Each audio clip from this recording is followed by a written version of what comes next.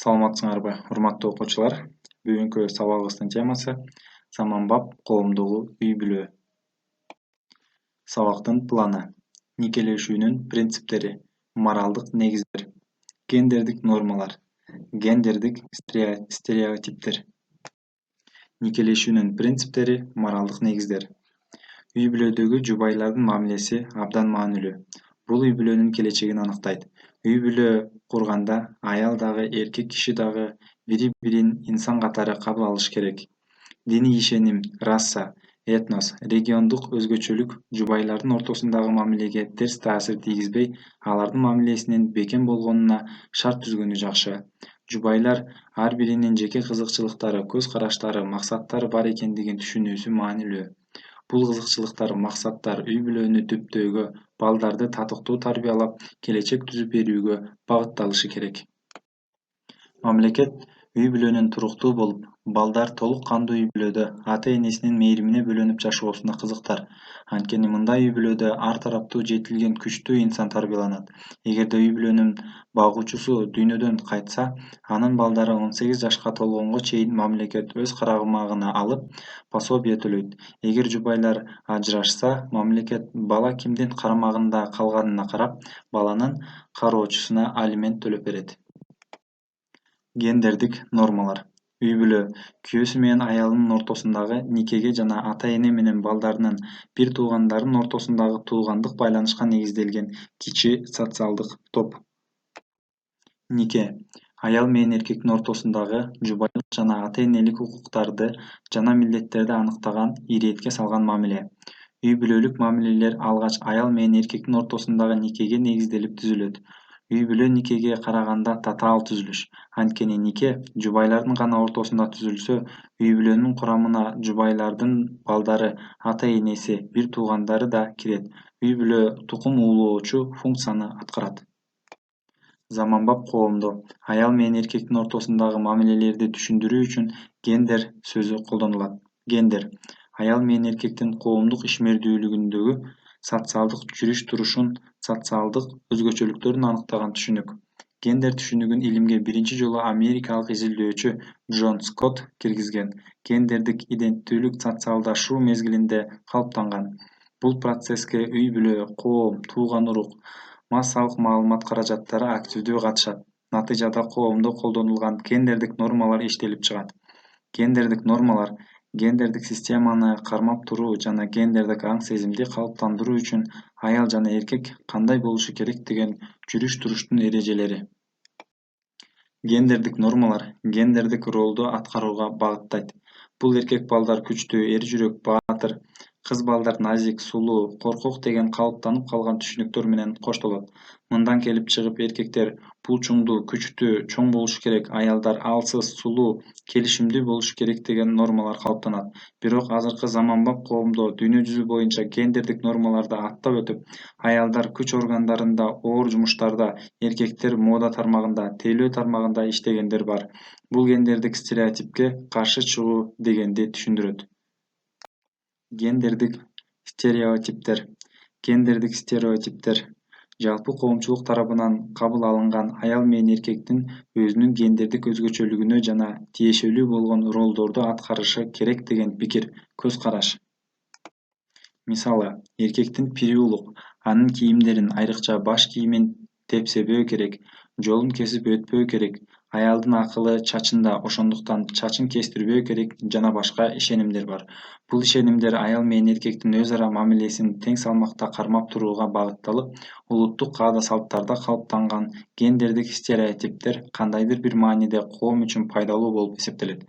Ал эми кээ бир учурда, мисалы, эркек канча аял алса да болот же үйлөнүү үчүн жаккан кызды ала качуу жетиштүү жана башка ою бузук, ата-энесинин тарбиясын көрбөгөн же ашыкча динчил адамдардын пикири, көз карашы коомду бузат. Мисалга, көп аял алуу, ала качуу жана башкалар мыйзам тарабынан катуу тыюу салынат. Бул нерсе никесиз балдардын төрөлүүсүнө, эркектин жоопкерчиликсиздигине, таштап кетүү, баланы кабыл албоо жана башкаларга алып келип, коомдо аялдын абийирине доо кетирет.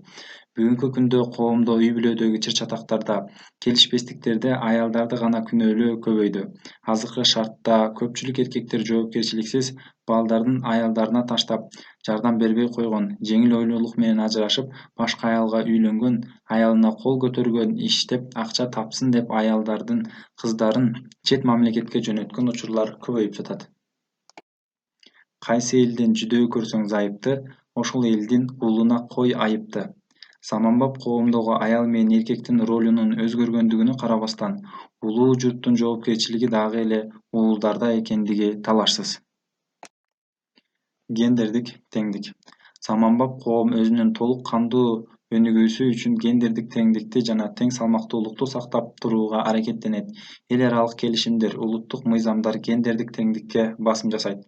Бириккен Улуттар уюму аялдарга байланыштуу 100дөн ашык эл аралык документтерди иштеп чыгып, конференцияларды өткөргөн.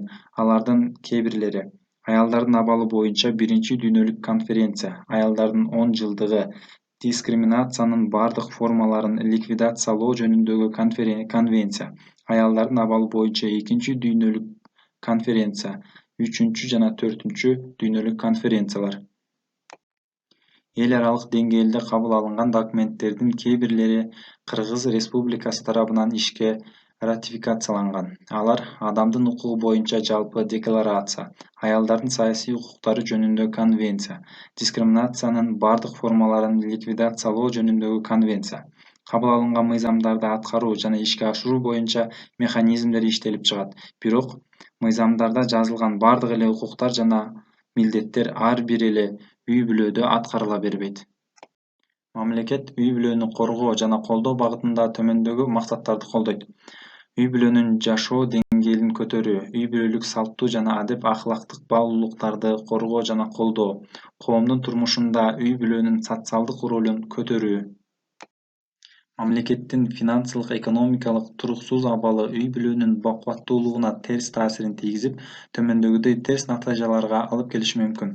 Алар: жашоо деңгээлинин төмөндөшү, жакырчылыкка алып келген көп балалуулуктун өсүшү, никеге тургандардын азаюусу жана ажырашуулардын көбөйүшү, балалуу болуудан же төрөлгөн балдардан баш тартуу. Кепилденген мамлекеттик стандарт. Жалпыга жеткиликтүү, акысыз берилүүчү жана жеңилдетилген социалдык жактан кызмат көрсөтүүлөрдү жана төлөмдөрдү берүүнүн кепилденген деңгээли. Социалдык стандарттар системасына төмөнкүлөр кирет: саламаттык сактоо, социалдык жактан коргоо, билим берүү, турак жай, коммуналдык чөйрө, эмгек акы төлөө, эмгек мамилелери жана эмгекти коргоо, пенсия менен камсыз кылуу, калкты иш менен камсыз кылууга көмөк көрсөтүү, экологиялык коопсуздукту камсыз кылуу, укук тартибин, жарандардын коопсуздугун жана акысыз юридикалык жардамды камсыз кылуу, маданият, дене тарбия, социалдык стандарттар мамлекеттин бардык региондорундагы жашоо деңгээлин теңдөө максатын көздөп келет. Үйгө тапшырма боюнча суроолор. Үй бүлө жана никени кандай түшүнөсүңөр? Гендер жана гендердик нормалар деген эмне? Гендердик стереотиптер болуп кандай көз караштар саналат? Бириккен Улуттар уюмунда аялдар маселеси боюнча кандай документтер кабыл алынган жана ал документтердин кайсылары Кыргыз Республикасында ратификацияланган? Мамлекет үй бүлөнү колдоо жана коргоо багытында кандай максаттарды көздөйт? Мамлекеттеги финансылык-экономикалык туруксуздук үй бүлөгө кандай таасир этиши мүмкүн? Кепилденген мамлекеттик минималдуу стандарт деген эмне жана ал системага эмнелер кирет? Менин заманбап үй бүлөм деген темада программалык материалды пайдалануу менен эссе жазгыла.